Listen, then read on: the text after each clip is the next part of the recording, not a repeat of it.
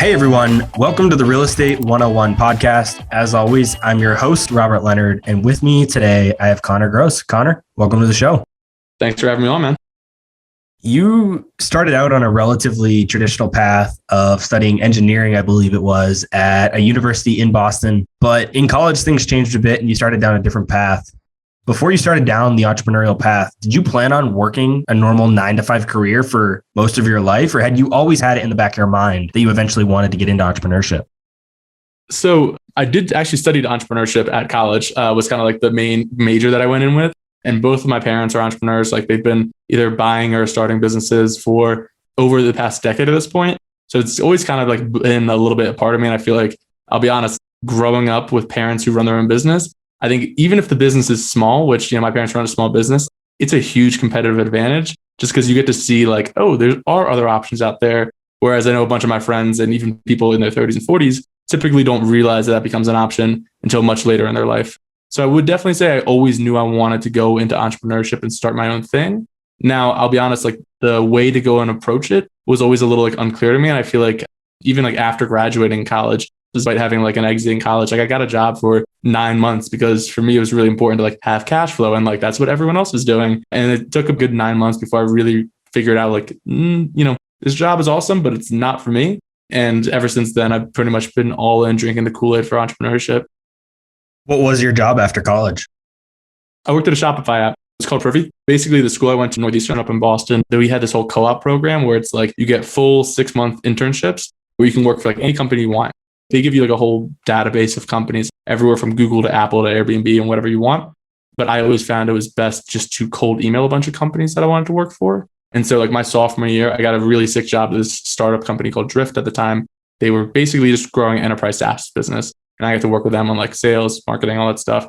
Met a really cool guy from there. His name's Dave Gerhardt, and got to go and basically work directly under him for a full 6 months. And by the time it came for graduating college, I was like, Dave, what's up, man? Like I loved working for you in college. Can I come work for you full time? Got an offer that way and worked with him for that full 9 months. What were you doing as part of that job? Were you in sales? I was in marketing. So basically, the nice part about doing a bunch of internships in college is like you can kind of figure out what you want to do. I did everything from like customer success to marketing. Like quickly realized I hated customer success. And between sales and marketing, I figured I wanted something that's a little bit more strategic. And that's why I went down the marketing route versus like an entry-level sales route. We just did mostly product marketing. It was a lot of like coming up with case studies, talking about how the product benefits people, like figuring out like in a software product, what does the user see to begin with? And how do we get them to go and like use and upgrade more in the product? So a lot of that stuff. We'll talk about your actual stories, what you're building, what you've built, but just from a high level, have you utilized a lot of what you learned in that role, and maybe even in your internship, in what you've built yourself? Yes and no. So yes, in the sense that like there's a ton of intangible skills that like you really just can't teach someone unless like you've been there and done that.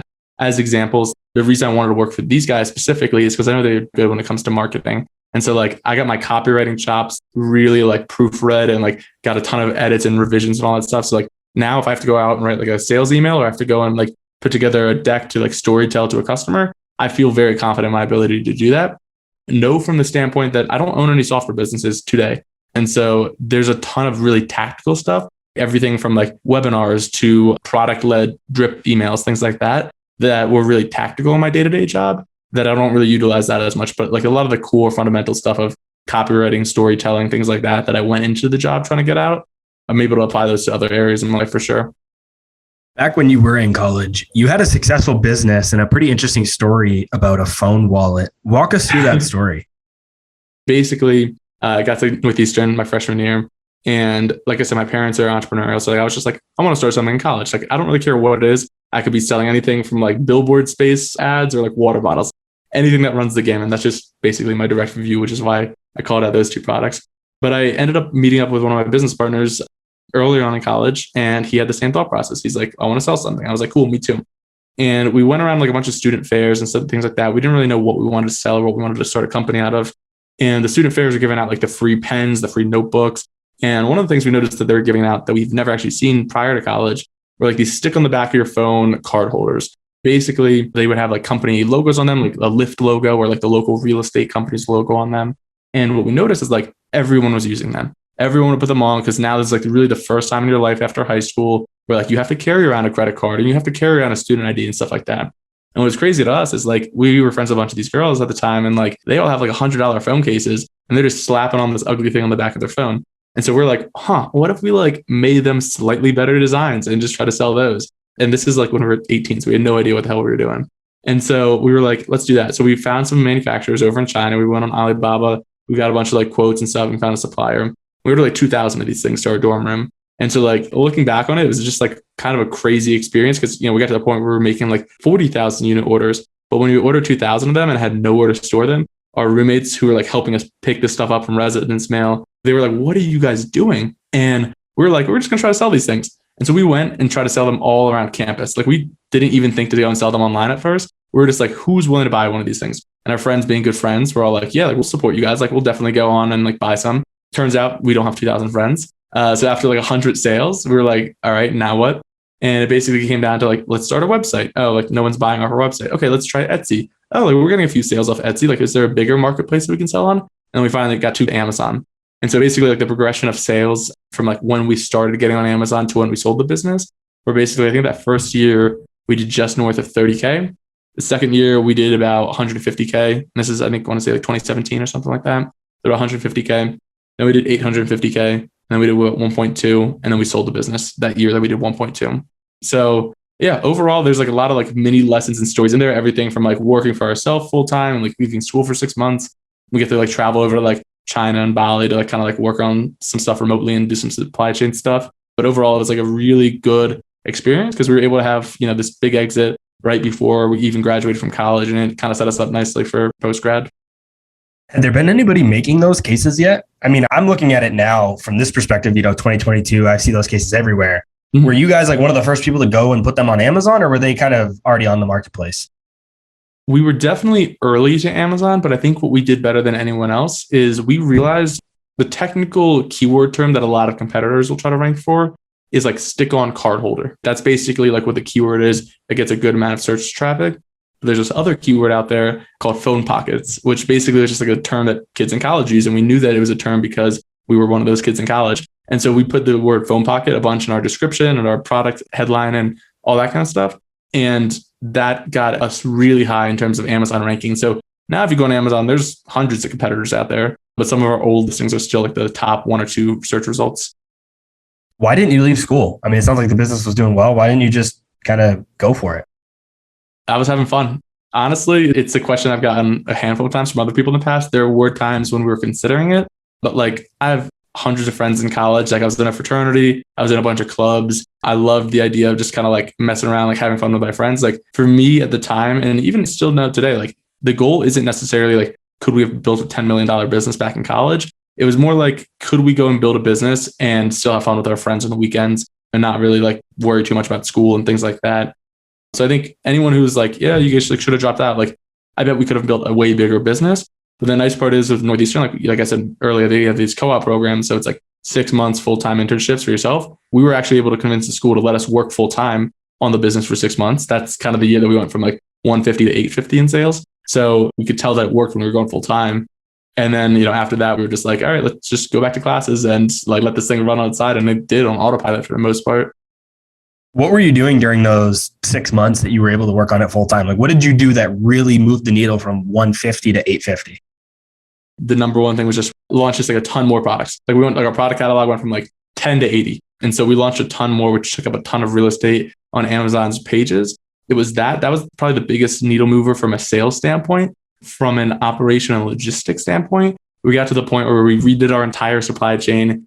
So we got to the point where like we weren't even touching the products at the end of the day. It went right from China straight to Amazon's warehouses, straight to the customer. That saved a ton of time for us. And then there's a lot of like other stuff, making sure like all of the stuff that were coming in, we had processes for like hiring a virtual assistant to like do customer support, somebody to come on and like update all of our product photos and like conversion rate testing for our product pages, things like that. It was a lot of like high level stuff, but hands down, the biggest thing that got us there was like 5 to 10xing our product catalog.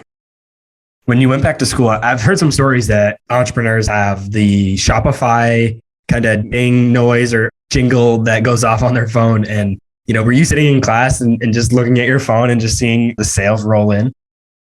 Well, yes, but no. So one, could not have that notification on. Otherwise, my phone battery would die in like 3 hours. Keep in mind, like and this is for advice for anybody who wants to go and start an e-commerce business later on, sell something that's more than $10. Like our product was $8 or $9, I want to say, but cost us like 30 cents to make. So like we had really strong margins still, but they're like dollar margins, not like tens or hundreds of dollar margins. And so like we would probably get to the point, like some days we would sell 400 products. No, probably even more, like 400 or 500 products or something like that.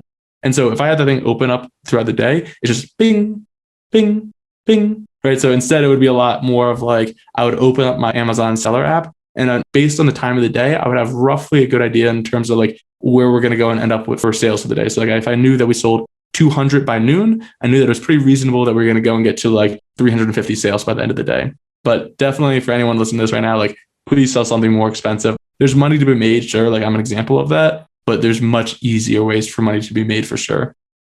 You mentioned that you had to travel. Well, maybe you didn't have to, but you chose to go to China and some other foreign countries. Was that just for supply chain and finding manufacturers? And walk us through what that was like a bit. Yeah. So the China one is a lot of visiting fairs. So like we would go over to Hong Kong and we would go to like these big trade shows to try to find new suppliers, also to meet with existing suppliers and talk about like product line expansion and stuff. And then, occasionally we'd visit like a manufacturer, like warehouse or something like that, or like an actual factory.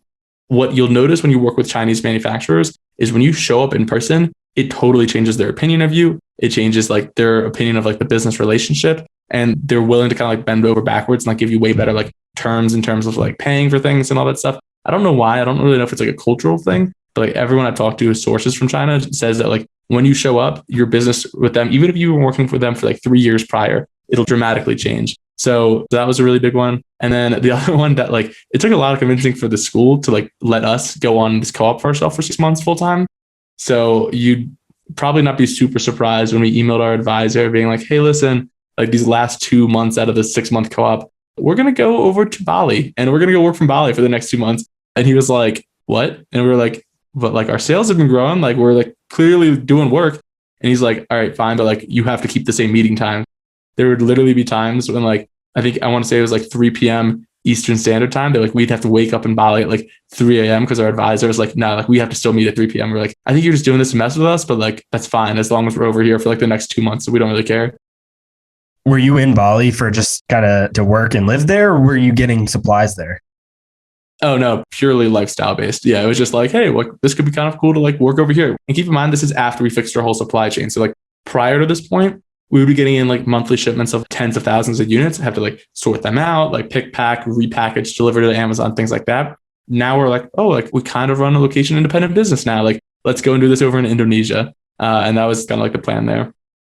How were you as a student in school at this point? Were you straight A's, 4.0? Were you kind of more squeaking by? What was your kind of school situation like at that point? I graduated, like, I don't remember the exact GPA. I want to say it was like a 3.9 or something like that. I think from my standpoint, the best thing I would tell anyone is like, I don't think GPA really matters that much. I personally have a really hard time half-assing things. So like, yeah, the stuff that I'm learning in my intro to marketing class, like my junior year of college, I've learned way more doing other businesses. I still don't feel like I have it in me enough to go and just totally say, screw this, screw the class. Like I'm not going to go and work on anything anymore. For me, it was more like the thing that I honestly don't tell most people is like when I went to Northeastern, did not have the grades to qualify for that school at all. And like, I think I just did a ton of extracurriculars in high school. And so like for me going into that school was like, I can't believe I got into school. And I almost like came in with a little bit of like a chip on my shoulder, like really wanted to go and like prove that like I belonged to some degree. And so like any chance I had to like get an A in the class or like kind of go above and beyond, I definitely tried to go and make a point out of it.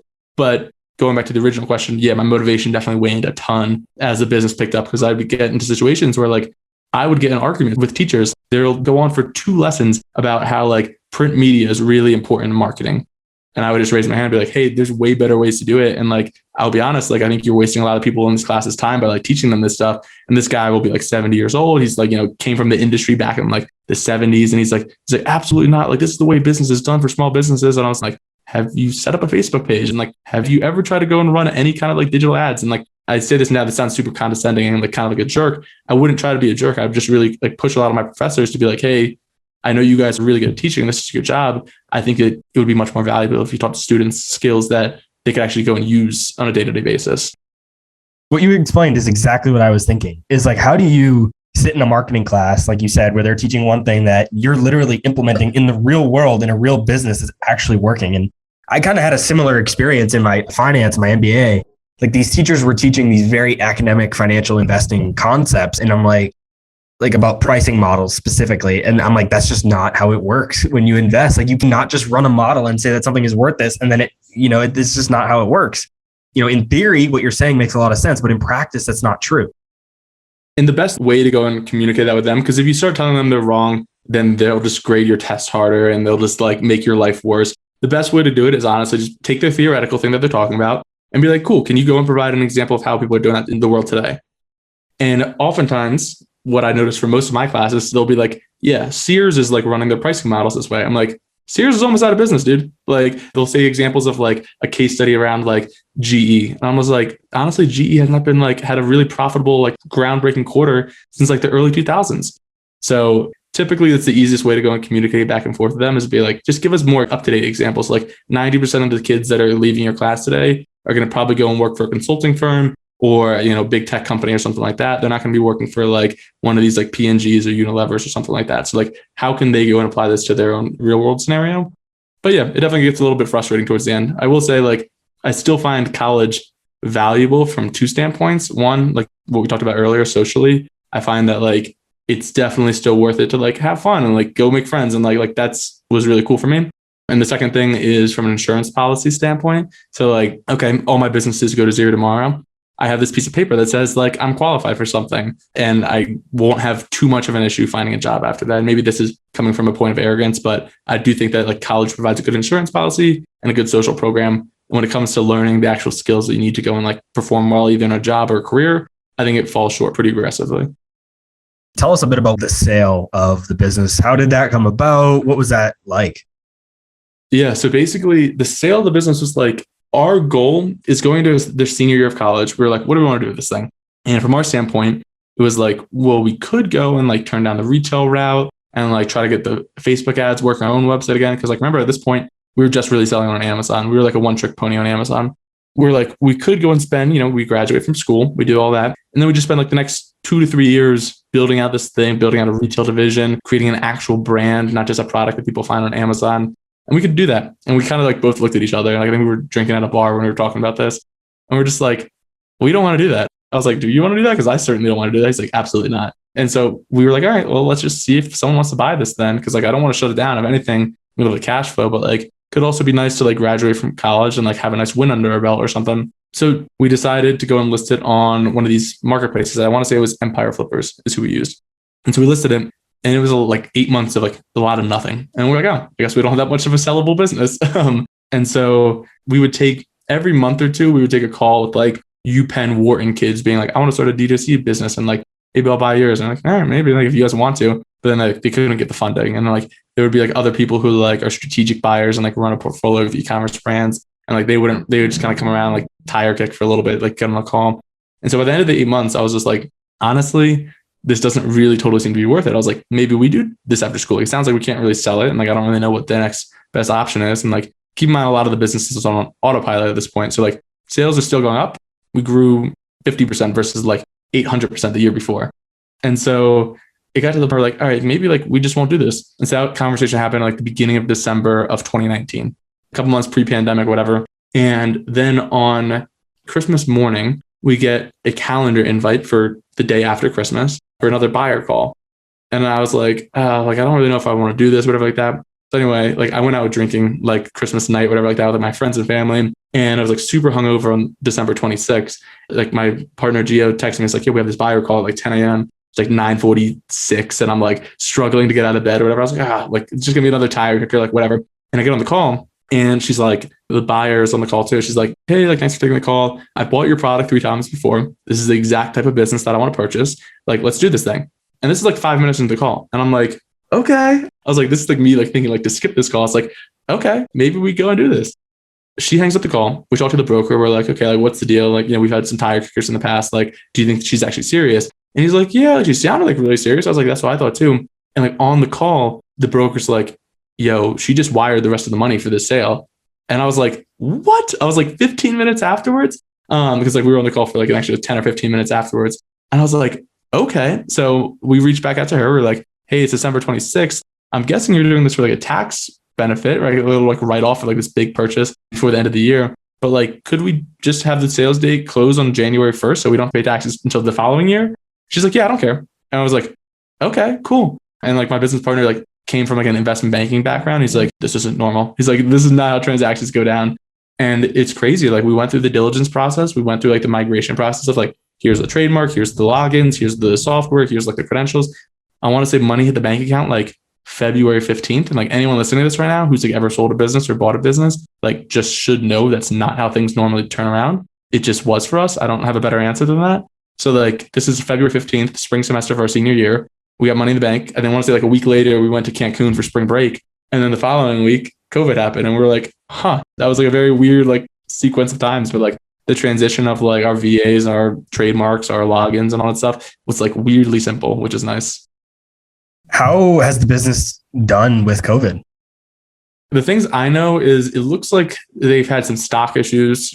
I'm not in the business, so I can't really comment on it. It looks like maybe they ran out of the best sellers and like they haven't been replaced as much. I haven't honestly kept in contact with the new owner that much to see what they've been up to. I know that originally I was very excited to have sold when we sold because I don't know if anyone listening to this remembers, but there's like this like 2 to 3 month period in the beginning of 2020 when like COVID happened where Amazon was not shipping any non-essential items in 2 days. They would take like 3 weeks. And like, guess what? Like cell phone card holder wallets are not essential items. And so like, I remember seeing our product listings after we had sold. They're like, this product will arrive in 4 weeks.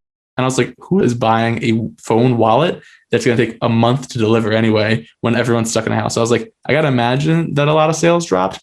But then there's also so many tailwinds with like e-commerce that maybe it picked up again. I really don't know that much. Do you ever go on Amazon and just kind of check out the brand and see what's going on? Oh, yeah. Yeah, it doesn't look like much has changed. So honestly, like I'm not entirely sure. Like maybe her strategy was to take it more retail and let Amazon just cash flow. I don't know. Honestly, I haven't really kept up to date with it that much. You know, when you buy, we're talking on a real estate show here. We're going to talk about some of your real estate stuff in a little bit, but a lot of times in a real estate transaction, you don't know who's on the other side of the table. Like when you're selling a house, you don't know really much about the other person. And when you're buying, you don't really know a lot about them. So did you know much about her? Like, was she a successful businesswoman? Like, what was her kind of her story? My understanding is that she'd run like 2 to 3 e-commerce brands in the past, scaled those up. And she also did like some kind of like Airbnb short-term rental management stuff. So like, just kind of seemed like a classic, like serial entrepreneur, hustler, stuff like that. I really didn't know though, but like, that's kind of when all the negotiations started happening. It was like, it wasn't really much of a negotiation. Like she paid full asking price. And I started chatting with the broker. I was like, do you think she's going to close? And he's like, she originally put down like 50% for like proof of funds before like even like taking the call, whatever. So he's like, she has money, like she has some of the money, whatever. But honestly, like from my standpoint, maybe this is a weird thing to say, but like we were never full time on the business for like years, right? And so I know a lot of people who will sell their business and be like, this is my baby, please take care of it. I want you to like, you know, treat it like you would like your own brand or whatever like that. From my standpoint, we were doing almost more of an arbitrage play than a brand standpoint. So like we had a name of the company, it was called Cardly, and like our friends or our family all knew it was called Cardly. And like I'll market it a little bit on Twitter and such like that it's called Cardly. But like for the average consumer buying this brand, they're buying an item on Amazon and that typically they don't care if it has a brand or not. And so I wasn't too upset when we sold regarding like, what is she going to go and do with the company? From my standpoint, I was more celebrating the fact that like, nice, we're 21 and 22. I was like, got the first win under our belt. And like, now like, let's take this money and like invest it into something bigger. That's kind of like where my mind was at. How did you know how to price what the business was worth? You know, like you got asking, could you have gotten more? Did she overpay? Like, how did you even know what to price it? Did you rely on a broker for that? Yeah, we had a broker. I'll be honest, we priced it very aggressively. So typical Amazon multiples, if you're a purely Amazon FBA brand, which FBA means like fulfillment by Amazon, your private labeling products typically, they'll go like a 3x EBITDA. I think part of the reason it took 8 months to sell the business is because we were like, let's do 5. The broker was like, oh, then you're going to get any buyers at 5. And we're like, well, let's see. So we priced it pretty aggressively. And I think that's why it took so long to sell, but we were very happy with the outcome. Fast forward to today, you're back in e-commerce. I mean, you're doing a lot of other stuff too, but you're also back in e-commerce with a car and boat e-commerce brand. So for those continuously hearing about e-commerce and how popular it is, break down for us exactly what an e-commerce business model is that's not just built on Amazon. And then tell us a bit about what you're building with your car and boat brand. Totally. Okay. So there's two main e-commerce processes that happen today. One is a lot of the arbitrage game, which will be drop shipping. And so you'll say like, hey, people want to go and buy this desk lamp. You can see that they're probably willing to pay like $40 for it. I'm able to find it on Alibaba for $7. Like, just go and run Facebook ads. Cost me $15 to acquire a customer. Cool. I'm making the difference and I'm profiting there. That's the one way. It's getting a lot harder to go and do that model. Typically, you'll get priced out by people who are willing to go and accept a lower profit margin than you are. So like that's kind of like the old way that a lot of like these YouTube gurus and like course sellers will all go and like promote a lot.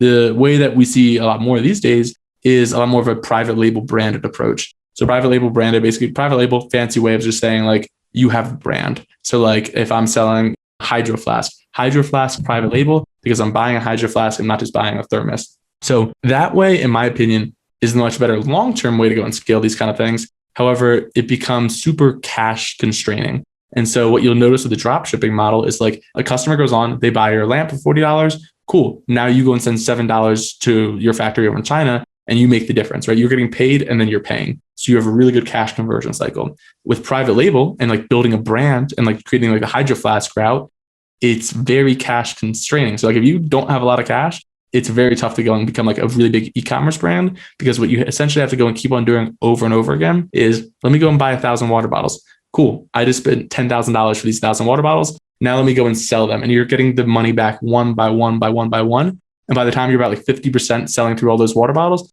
now you're like, cool, takes me 30 days to get more product in. Now I have to go and buy another 2,000 water bottles because the company's growing and I'm building my business. And so now all the profit and all the money you just made from this first 1,000, you're reinvesting into larger inventory orders. And that's not even to mention like any of the marketing costs, the overhead costs, hiring employees, things like that. Now, at some point, you get big enough to the point where like you can negotiate terms with your suppliers and not have to go and pay them for 60 days. So you start getting paid before you have to pay them. You're able to go and like raise your prices a little bit. If you have an actual brand, you can get a really good profit margin. So like a lot of the people that I chat with in e-commerce today will say like, do not even begin thinking about selling a product unless you have like minimum 75% plus gross margins. So like if this water bottle, for example, if I'm selling for like $10, like this water bottle cannot cost me more than $2.50 to make. Otherwise, you just won't make it. Since you were not private label with your wallets, really, I mean, you had the brand, right? You had Cardly, but you weren't necessarily a private label. Did it not take a lot of cash to start? And how did you fund that from the initial beginning? Technically, this is where it gets a little confusing. We technically would have considered ourselves private label because we're not necessarily doing a dropship arbitrage and like we own the brand at the end of the day. Like an example of something that wouldn't be private label is if I decided to go and sell Nike sweatpants on Amazon. That would not be private label. That would be more like retail arbitrage. The question around cash flow, basically, in the early days. Yeah. How did you fund like starting it? The first day you guys decide, all right, we're going to do this business. How did you fund it? So we built a 7-figure e-commerce business with no more than $500 each that we put in. So basically like that $500 each, so $1,000 total. I want to say the cost per unit was like 30 cents. So we had like a really good gross margin of like 95% because like just the value to like perceived value was so different.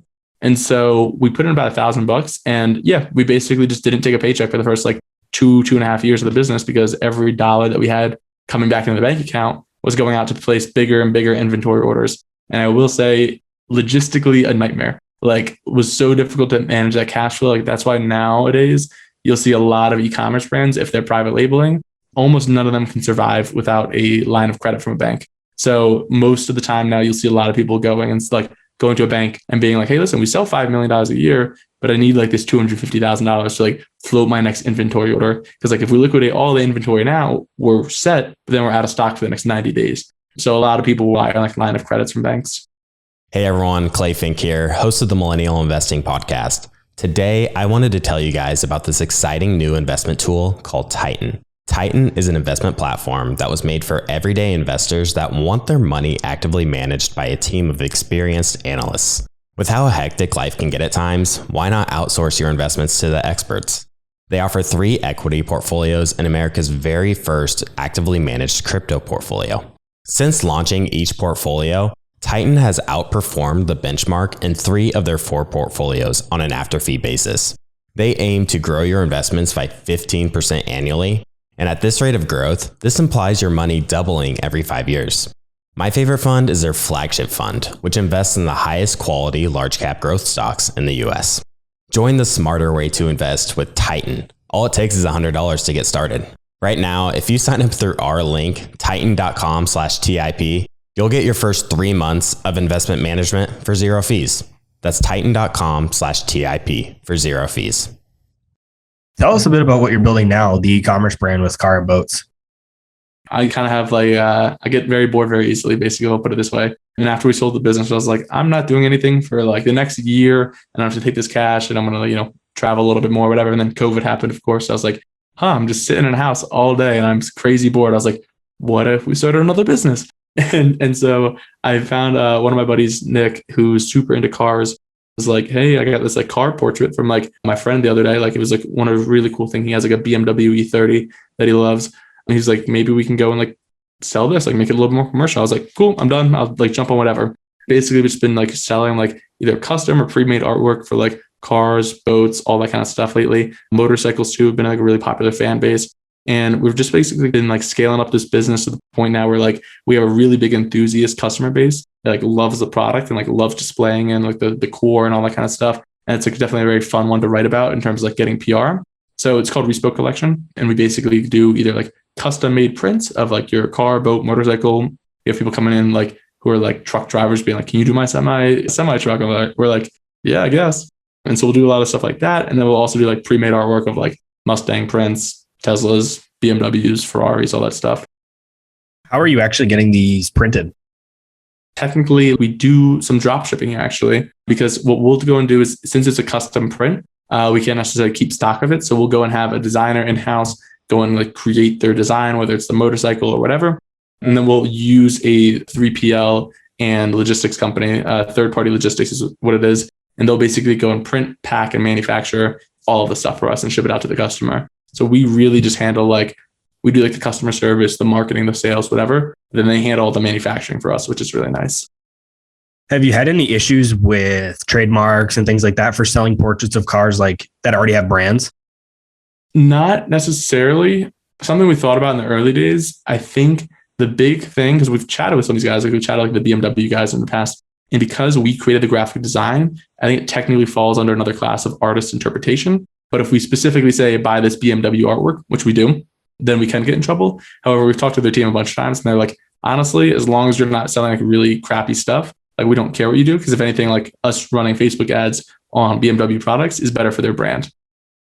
I was just going to ask too, how do you promote this? Are you relying solely on Facebook ads these days? Is that your main marketing strategy? I'm sure you probably do a little bit of SEO, just given maybe the brands that you're able to sell.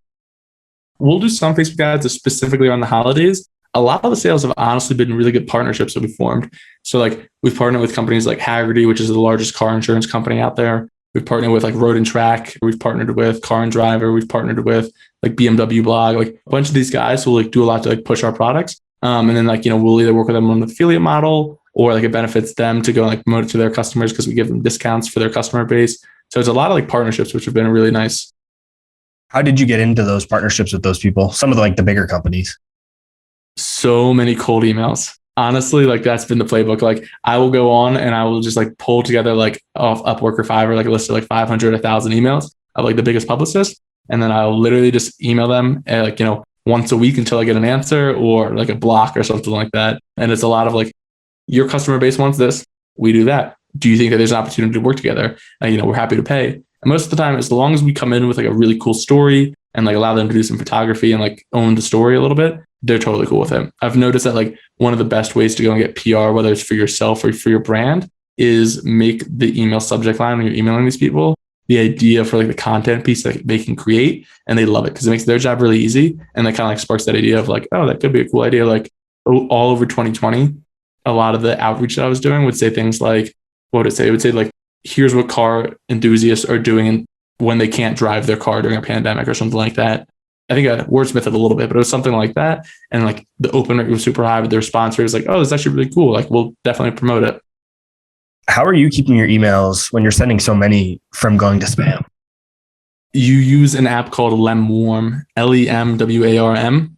And so basically what that'll go and do to kind of create a little private network of people who are able to go and like mark your email as safe. And so you'll spend like usually 2 or 3 weeks just using the software before you even send any cold emails. And then it gets your deliverability up super high. And then you start sending the actual cold emails. In addition to starting the car and boat e-commerce business in April 2020, you also bought a tiny house blog. How did a tiny house blog even come on your radar, and why did you decide to build it? Basically, went on a little vacation with my girlfriend at the time to a tiny house up in New Hampshire, I want to say, which I think, are you Vermont or New Hampshire? New Hampshire. And have you ever been to one of like the getaway places? No, I haven't. Have you heard of them though? Nope. Okay. All right. Well, check them out. This is free marketing for Getaway. Super cool trip. Basically like 40 little tiny homes up in like, anywhere from like Vermont, New Hampshire. They have a bunch all throughout the country now at this point. Did a little getaway there. Spent like a good amount of money for like 2 nights. It was like good amounts, like just saying relative for a tiny house. I want to say it was like $500 to stay there for 2 nights. I'm like, like this was like a 40-foot by like 30-foot thing. Like, I wonder if we can like just do the same thing and like market it outside of like cities where people want to like escape into the nature for a little bit. So I originally came back from that and I was like, yo, Gio, like we got to go and build like 20 tiny houses or whatever. The next day I was in a Facebook group, I think Trends Facebook group. And somebody was like, I'm selling my tiny house blog. Here's like the online traffic or whatever. I'm selling it so much cheap. I think we bought it for like 11, 12K, something like that. I sent a screenshot of it to Gio and I was just like, maybe we just do this instead. I was like, building all this stuff seems like a lot of work. What if we just blogged about it? And so the game plan there has pretty much been like, how can we go increase the traffic? How can we go and get better affiliates? The cool part about tiny houses is that they have a super high like RPM, like revenue per 1,000 people hit your site. And so like the playbook has honestly just been get better affiliate links, drive more traffic to the site. And eventually, I think down the line, once we have a little bit more time, we want to like sell physical products through it. So anything from like tiny house plans to like building a brokerage site for actual tiny houses to be bought and sold. You're not actually doing the blogging on this site, correct? Oh, no. We hired bloggers off like Pro Blogger and stuff like that. What do you plan to do long term? Are you going to sell it? Or are you going to try? You just mentioned a couple of different products and services. Do you think you'll sell it before you get to that point? Or you think you're going to build those out first, then sell it? You think you're going to just cash flow it for the indefinite future? Probably just cash flow until we have either the time or the tenacity to go and like approach it with bigger projects. Right now, it's just not totally worth the squeeze. It's like a small project. We did it at the time because it was like we just sold the business. And so like this is like actually the next thing that we got into. We bought it like a month after selling the business. But no, the most part will probably be just kind of hold it. And then once either we have more time or we can bring in somebody who has more time to go and like set up like that brokerage network for it, I think that'll be really fun because then we can start listing a bunch of things. And that's when you can actually probably make some serious money with it all. Because you can actually say like, hey, this tiny house costs $50,000. We're going to take like a 3% cut if we sell it. And so I think that's probably the long-term strategy. But for now, probably just hold it, just sit on it for now. So is it running pretty much all by itself now? Oh, yeah. Yeah. And nobody really touches it. We've got a writer who writes weekly. They write a newsletter. They write a new blog post. And then somebody who helps kind of like work on the SEO side of it all. And they just post it all for you? Yeah. Then we just make sure they get paid and that's it. When you went to buy a business like this, how did you value it? Again, typically like what I was saying before about the Amazon FBA stuff is like, it's typically like 3 times EBITDA. Content sites vary dramatically, but I'd say typically it also kind of still runs the gamut of like 3x EBITDA. So like I said, like we bought it for like, I want to say like 11 or 12K. I think it was only making like $3,000 profit a year, something like that. So like it's making $3,000 profit. We said like, hey, here's 3.5 times. Here's what you would make over the next 3.5 years. And the guy was cool with it. Really cool guy. Still keep in contact this day. And I think we use like escrow.com to like wire all the stuff if you want like the nitty gritty of it. 1 month later, so I think it was May 2020, you purchased another company called #Presets. What made you want to purchase this type of business, and what is the business model with this? This one's interesting. So it's a totally digital business. We sell like digital products, which is interesting with e-commerce because you get all of the advantages of like never having to deal with the cash flow stuff, kind of like we talked about before. So that really struck my interest. I also like had a very unique niche. Honestly, I'll say though, like from the results, just like being totally open and honest, like we got back most of what we paid for the business, but it's not doing as well today, mostly because like we just haven't had like a full-time operator in place to like run it all the time. And then B, it got very competitive very fast. Like I bought it, like doing more due diligence. And I was like, like everyone's doing this right now. And it's very tough to stand out. So for that one right now, I'd honestly say like, we're just kind of holding it. In the meantime, maybe thinking about selling it in the future, but it's not necessarily something that's like been exponential growth. If anything, that's been more of a learning lesson of like, make sure when I buy something in the future, I'm buying something with like diversified revenue streams and also something that has like a diversified product line that's like not just dependent on like Facebook ads, right? Because once the Facebook ads stop working, the business stops working. And we were able to kind of like milk a lot of it out of it for a little bit, but now I think we might shift the focus back to either product line expansion on it or just hold on to it and see, if something comes up available in the future. I know you're pretty active on Twitter, and there's another guy named Andrew Gazdecki that's very active on Twitter as well. And given that you acquire so many businesses, I'm sure you've probably come across him at some point. So have you considered micro acquiring any businesses from him? Yes and no. I always have considered it. I think the big thing that I want to go and be mindful of is now that we've bought this tiny house thing and this hashtag thing, it's like, what's our end goal with those? And I think ultimately in hindsight, I would have been much more strategic about what we bought versus didn't buy. And I think with like microacquire, you'll notice that like there's a lot of really good businesses on microacquire. There's also a lot of businesses that people spun up in like the last 3 or 4 months. And they're just like, let's see if someone will buy this. The multiples are pretty crazy on that stuff. So one kind of like framework that I've learned just from following a lot of people who are much bigger than I am that like run a lot of businesses is when assets are really expensive, you're better off building them. When assets are really cheap, you're better off buying them. I think right now, today, January 19th of 2022, assets in everything, there's a real estate podcast, right? So like assets in everything from real estate to software to any business you want to buy are very expensive. So it might almost make more like, and that's not to say that there are not deals everywhere. Like we just bought a storage facility 3-4 months ago at this point. So like you can still get a good deal anywhere, but when they're very expensive, you're probably better off building or starting your own thing. We are a real estate show. So let's talk about that storage facility. That's exactly what I wanted to talk about next. We've actually had a couple big names in the self-storage space on the show recently. Okay. Paul Moore, who wrote a book all about it with Bigger Pockets. He was just a few episodes ago. And then Nick Huber was a few months back. I don't think you had much real estate experience other than now what you're doing with self-storage. So why did you decide to funnel the profits from your other businesses into real estate by jumping right into the world with self-storage? Good question. I kind of have been trying to follow this framework, make money online, invest money offline. And so for me, that is pretty obvious from where I'm sitting because I can start a business, scale it up in a year and have like a 7-figure payday if I do things correctly. At my age, you can't necessarily do that in real estate unless you're using other people's money. And so for me, I wanted to go and take the money that I've made from either selling my last business or cash flowing the profits from my current business and reinvest into something that's a lot more stable and I know can just get, like either appreciate or have cash flow that I don't necessarily just have to worry about like an algorithm change messing up my day. And so I think when it came time for self-storage, like you mentioned earlier, I'm pretty big, or like I try to stay involved a lot on Twitter. And for me, it was really like I saw all these people making money with it. They're like, you're competing against small business owners. And that was really enticing to me because I'm coming from an e-commerce background where like I'm competing against marketers all over the world.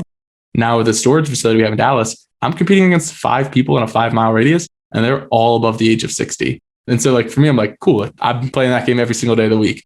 And what I really started noticing when we were digging into it is like the value add deals are insane. All right, like I'll just give you the numbers of the one that we just bought. Basically, we bought one for $393,000. We bought it through a wholesaler. So we had to like close really quickly. Like we paid all cash for it basically. And now we're actually just getting to the point where we're trying to do like an equity recapture on the business. But we paid all cash. And the rents for this business were, I think it was about $4,000 a month or something like that. So forgive me if I don't know the exact cap rate that we bought it off on the top of my head. It was about $4,000 a month. When you look at the way the business was being run, all right, like this is absurd. The owner was tracking rents on a whiteboard, would not accept any kind of credit card, would only accept cash, hasn't raised rates on some tenants in 30 years, occupied, I want to say about 10% of the units just with her, like her own stuff. So like there were a ridiculous amount of value add opportunities just from like, without even having to go and like necessarily clean up the facility a ton. Now we did put in about, I think we're $30,000 to $50,000 in CapEx. So like everything from like a couple of new doors, some security cameras, we like redid all the landscape and like trying to give it a little bit more curb appeal. Right now, this is January 19th. So last month we collected over $8,000 in rent. So like we more than doubled the NOI of the business in 3 months just from raising rents on people and then filling up the units even more. So like now when we go to actually do this equity recapture, we should have a significantly increased valuation of the overall property.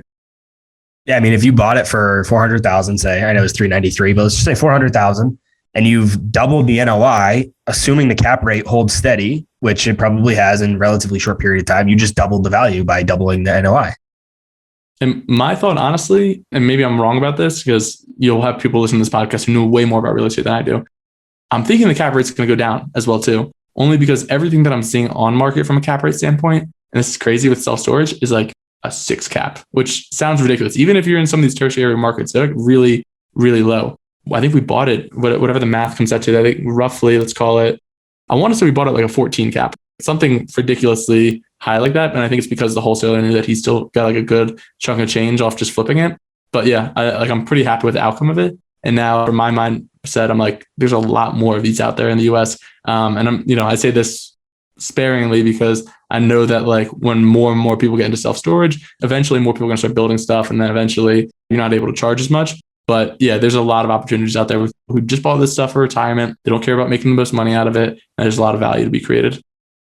Yeah, I mean, I completely agree. I think cap rates probably will go down and compress, but even if they don't, because cap rates are out of your control. I mean, in reality, there's nothing you can do about cap rates, but NOI is something you can control. And just by doubling that, like you did, you've already doubled the value in your property. And then if cap rates compress, which it sounds like they probably will, and I agree, then you just get even more value from it. Exactly. That's my exact thought. How did you, I know you said you got it through a wholesaler, but how'd you even get connected with that wholesaler? I know you're relatively remote. You're kind of all over the place, depending on, you said you're from New Jersey, you went to school in Boston, that's in Dallas. So how did you even get connected with a wholesaler for a property in Dallas? This is actually a really good story. I was up in Rhode Island at my buddy Gio's place, and we went for like a walk, just kind of talking about like what are the things we want to accomplish between like now, the end of the year, and next year, whatever. And this was on end of August. So like we kind of like just got back from like a little like Europe trip or whatever. And we were like saying like, hey, listen, like we want to buy a self-storage facility. Like we want to buy one. And we want to have one in closing before Thanksgiving. So we kind of like set a very aggressive deadline of like, we got 2 months, we're going to find one and we're going to buy one. We get back to his place. He's got like an indoor gym or whatever like that. So we start working out at his place, and he's on Facebook. He's like, what about this? And like, he's in a self-storage investor Facebook group. And I look at it, it's like in Dallas. I was like, he got some more information from the wholesaler or whatever like that. And it's like, yeah, like this could work. It seems decent. Like it's in Dallas. It's got decent value added stuff. But like, let's go check it out. So the downside is this was like August 30th or something like that. The wholesaler only had the contract until September 7th. And so he's like, yo, he needs to sell now and he needs all cash now. So we finished up the workout, get a few questions answered from this wholesaler, basically bought like standby tickets to Dallas. So like that day, like went from, we're going to do this before Thanksgiving to like, okay, like 3 hours later, we're flying to Dallas. We get down to Dallas, we check into a hotel, and like we're only there for like 2 or 3 hours at this point. This is the next day, by the way. We took morning flights the next morning. We check into the hotel, and we get a text from the wholesaler, be like, hey, I already found another buyer, sorry. And we just call him immediately. We're like, dude, we just flew down here. Like, we're like, is the other guy down here? He's like, no. And we're like, was the other guy like sent you the money yet? And he's like, no. And we're like, all right, well, we're here. We have the cash. Give us a shot to at least look at the facility. And he's like, all right, that's fair. So we look at the facility. We're like, this will do. Like basically, like we couldn't pull an inspection. We couldn't do any of this stuff. We could get a survey done, anything, which big risk in hindsight, but I think it'll be okay. Now, knowing what I know now, probably dumb, but I still think it's okay. And we basically turned around like that night, called the dude, was like, yep. We asked ourselves the question, because it was our first real estate deal. Like, if not this, then what? Because it checked all the boxes that we needed, like had value add opportunity, lower rents than most of the competitors in the market, bunch of stuff like that. We're like, if we're not doing this deal, what deal are we doing? Because we started getting cold feet towards the end. Called the guy back, said we're going to do it. We offered a little bit more than the other guy offered, and that's why we were able to get the deal and signed everything like the next morning. So it was like a ridiculously fast turnaround, but one of those things where I'm very happy that we did it, because if not, I think it's very easy to say like, you get a little cold feet and you like don't want to go and like move as quickly. I think it gave us the confidence to know that we can do this at other self-storage facilities as well. And for me, it's always been a really important concept to get skin in the game. Like before, I was like, I want to get into real estate. I don't know how to get into real estate. Now it's like, no, not only am I in real estate, like I did this big value add play on this one deal, and now I'm going to go and repeat this across several other self-storage facilities throughout Texas or the rest of the US. On this podcast, I talk a lot about my deals, which are long distance, but not in self-storage or commercial real estate. I'm mostly in the small residential real estate. So rental properties. But I'm doing it long distance too. And people are really interested in that. Every time I talk about long distance stuff, people always reach out and people are really interested. So I'm curious, how are you doing this? How are you managing this property now? I mean, I understand how you got it. You flew down there, all of that, but now you've acquired it. How are you managing it on a day-to-day basis now that you are all over the globe?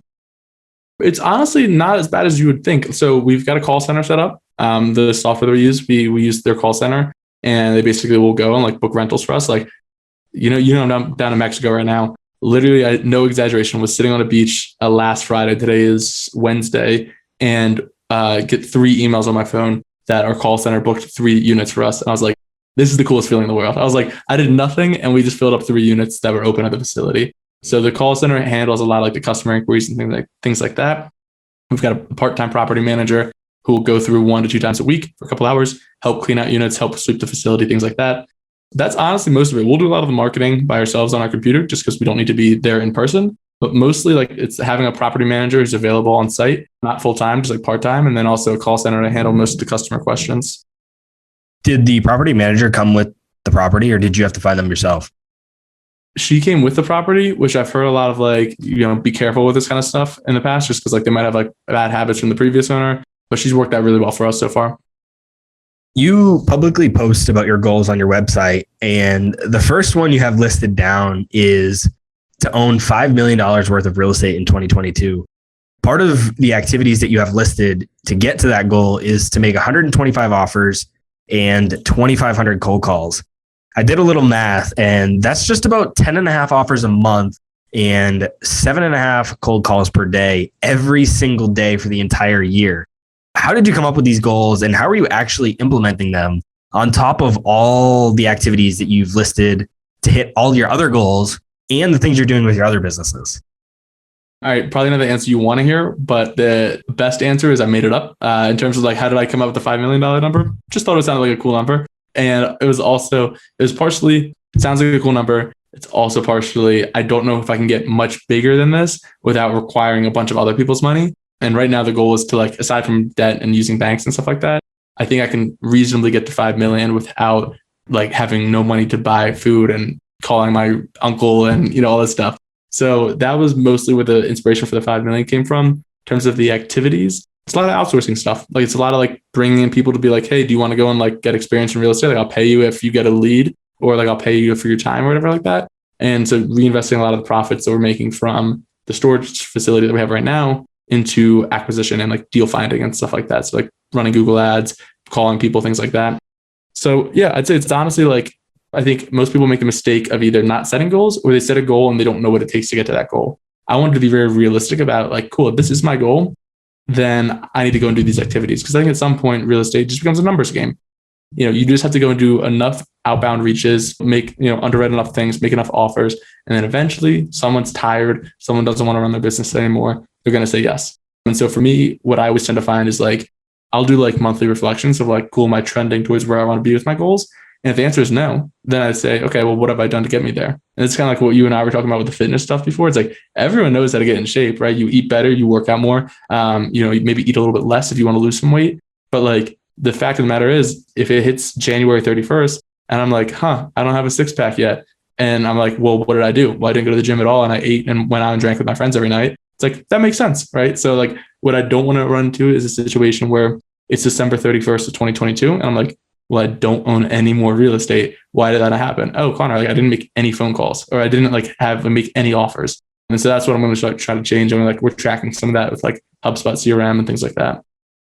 A problem that I have is working on too many things at once. So that's something I'm really, really trying to focus on in 2022. And to me, it sounds like you have a lot going on, potentially too much. I mean, I can't say it's too much, right? Only you can, but what are your thoughts around focus versus doing a little bit of everything? Do you think you could be more successful at one of your ventures if you focused your entire time and energy on it? Absolutely. Yeah. It goes back to the college question you asked earlier. Why did I not drop out of college? Could have been way bigger. I have more fun doing more stuff. The honest answer is like, do I think I can do way more in the real estate space, the e-commerce space, whatever, if I'm only focusing on one thing throughout the entire week? Absolutely. And I would make like big bets around that. For me though, I just have a ton of different interests. And I think the thing that helps me not burn out or get very pigeon brained is dedicating certain days to doing certain things. Also making sure that whatever business I'm starting, whether it's, real estate, e-commerce, even like having a podcast and having co-hosts on the podcast, just making sure that I have one other person who's involved with me So that way I know specifically like what are my responsibilities, what are their responsibilities. I actually don't run any businesses where it's just me, because I know then I'll be like the last line of defense if something goes wrong. It's really nice to have like someone else there that can also like share some of those responsibilities.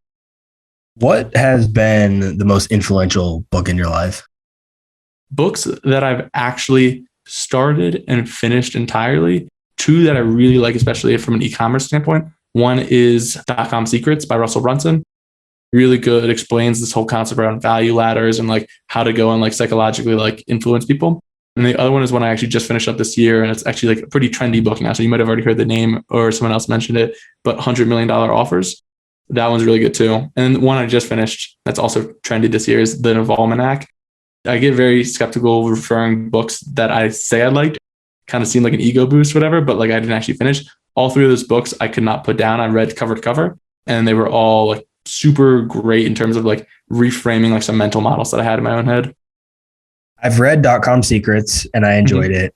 Almanac of Naval is probably my favorite book of all time. Oh yeah, cool. And the second one you mentioned, the $100 Million Offers, I haven't read that yet, but I have it on my list. I think I might have bought it already, but I haven't read it yet. So I'm interested in diving into that one. It's one of those where like, so I follow Alex Ramosi, who wrote it like on like YouTube and Twitter, and he's got really good content. One of those books where like you get it in the mail, you're like, is this really the book? Because like if anyone has seen it, it's like almost like a textbook size, but it's only like 100 pages. So this is an obnoxiously large hardcover book with like 100 pages. You can read it in like a day. Like if you're a slow reader, like read it in a week. And it changes the way that you think about sales and marketing. It'll like totally reconstruct like how to go and take down buyers' objections, how to go and set up your funnel, your offers, all this kind of stuff. It's really, really helpful. There's another book. It's like the Naval Almanac, but there's one for Charlie Munger, and it's a similar. I haven't seen the $100 Million Offer book yet, but the Charlie Almanac book is similar. It's like a textbook size, but it's not that big. It's just like not a ton of pages. Well, isn't that one? All right, correct me if I'm wrong, and I'm not opposed to spending money for books. Isn't that like $80? Because I want to like buy like 5 books at one point, because I'm always in the mindset of like just buy them. If I read them, they're like I'll get good insights. If I don't, it's $50, whatever. And I went to go down that one. It's like that one's like $80, and I was like, all right, maybe I'm gonna hold off on this one until like I finish these other 4 or whatever first. Yeah, I think when I bought it was 50, but it might be like 70 or 80 now. Yeah.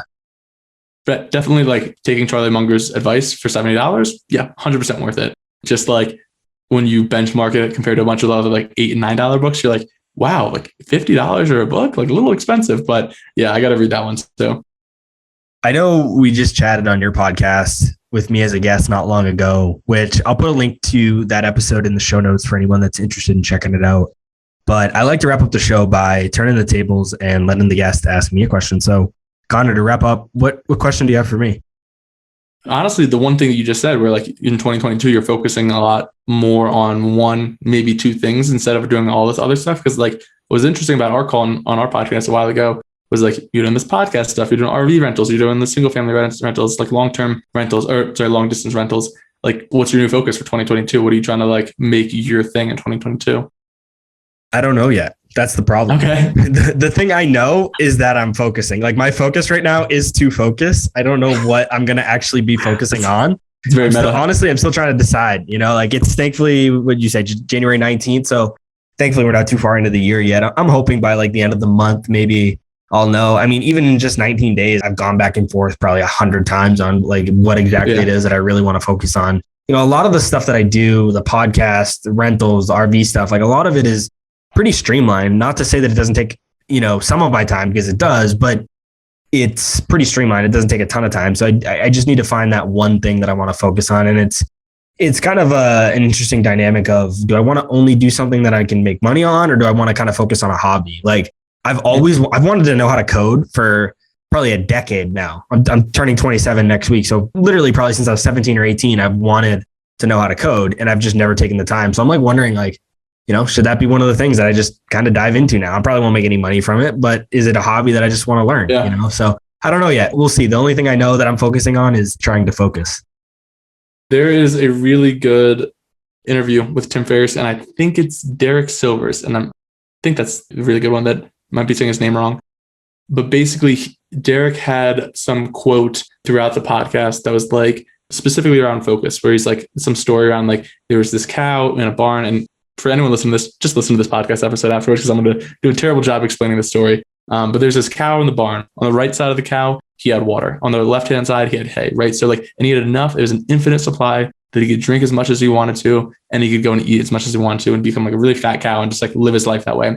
Cow ended up starving and dying because he couldn't make up the decision on if he wanted to drink the water first and then eat the hay, or eat the hay and then drink the water. And I think, he wanted to do both at the same time, realistically. And this is just like an interesting story. And like I'm telling the story from a standpoint of someone who works on like 5 or 6 businesses right now, right? But it's an interesting way to kind of think about focus, where the moral of the story is you can do everything that you want to do. If you want to, get big in real estate, you can get big in real estate. If you want to go and grow a huge podcast, you can grow a huge podcast. It's very difficult to do everything you want to do at the same time. And I think a lot of people our age, you're 26, I'm 24, like we don't realize how long life really is, and that you can go and just spend 2 to 3 years doing something and then start an entirely new career. And you're still young as hell, right? That's what Gary Vaynerchuk talks about all the time. And so I think to your point about focus, it's like find the thing that you want to do that will maybe enable doing other things to be a lot easier, right? And so like an example of that could honestly probably be, how do you make this like a top 10 podcast, right? Because then once you have the top 10 podcast, then you have the network to make investing in real estate a lot easier, the cash flow to make investing in real estate a lot easier.